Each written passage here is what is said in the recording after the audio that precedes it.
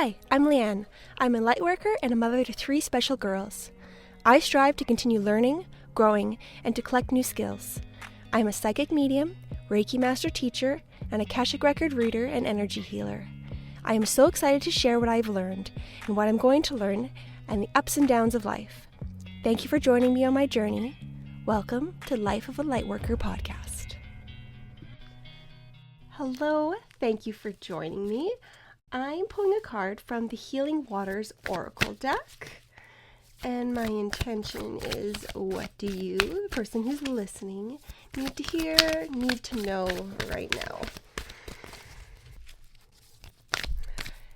And just a little tip, if you are a kind of person that likes to shuffle and prefers when a card falls out or pops out, taking a breath, breathing into it, focusing on your intention, thinking of your intention in your head, feeling it in your heart, and breathing deeply and slowly make it easier for the cards to pop out.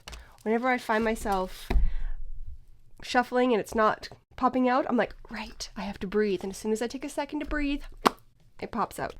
So the card today is Metamorphosis, Embrace Transformation, Things Are Now Different. I'll first be reading from the book. I think I said it was the Healing Waters Oracle, but I don't know if I said it was by Rebecca Campbell. So that's who this deck is by. So Metamorphosis, water, more than any other element, is very used to change. Like lobsters, which must shed their shells in order to grow, when the condition calls for it. Water transforms itself from liquid to solid and to gas. And while it may appear that the way we humans change is a little more subtle and slow than that, as ever-changing beings living in an ever-changing world, we're constantly transforming too. Every moment of every single day is an opportunity to embrace or resist change. When we embrace change, we embrace the intelligence of life. When we resist change, we resist the intelligence of life. Often, it's in the growth phases that we feel the most uncomfortable. When we've outgrown our skin or our shell or our old way of being, it requires great courage to release what was for the chance of It requires great courage to release what was for the chance to begin again. This is what it means to transform, and it's what this card is all about. It's time to embrace what's changing around you and within you, and to see it as an opportunity for great transformation and growth. Healing Waters activation. I embrace the changes that are happening around and within me. I'm ready to let them transform me. I love that. Letting the transformation happen. Letting it change you. It's not like we have to actively look for change because that is our natural state. It's I'm going to say simply not resisting the change, but we all know that can be very difficult to do. And I think we have been conditioned that change isn't necessarily a good thing, but that's like breathing. We change, we grow, we breathe. It's natural. All right, for the second card,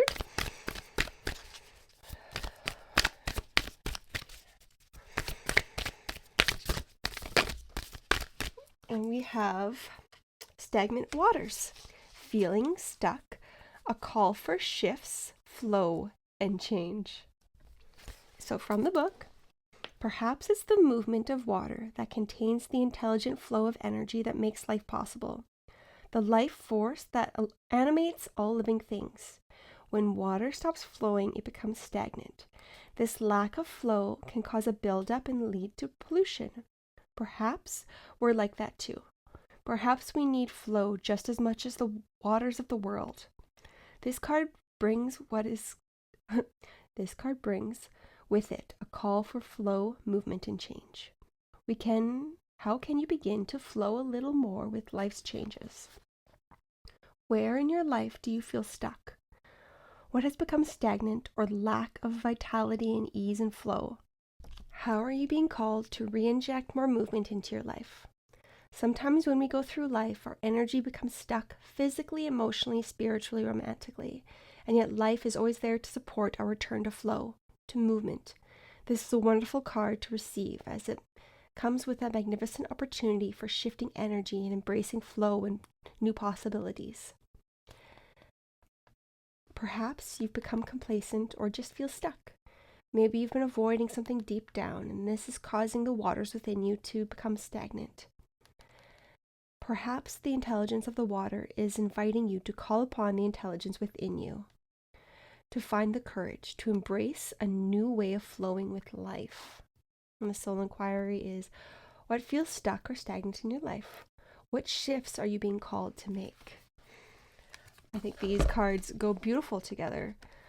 So collectively as a whole, our world, and individually on our own personal life levels, what parts of our life do we feel the resistance for change?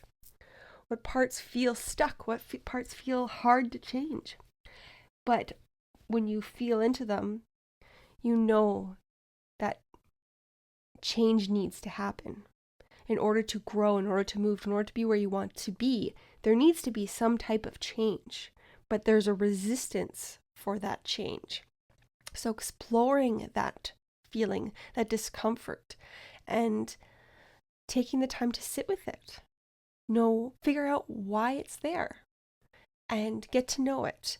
Because the more you sit in that discomfort and look at it directly instead of facing away from it, turning away from it, the easier it is to really see the threads, see the pieces that are meant to stay and the pieces that are meant to fall away, that are frayed, that are broken.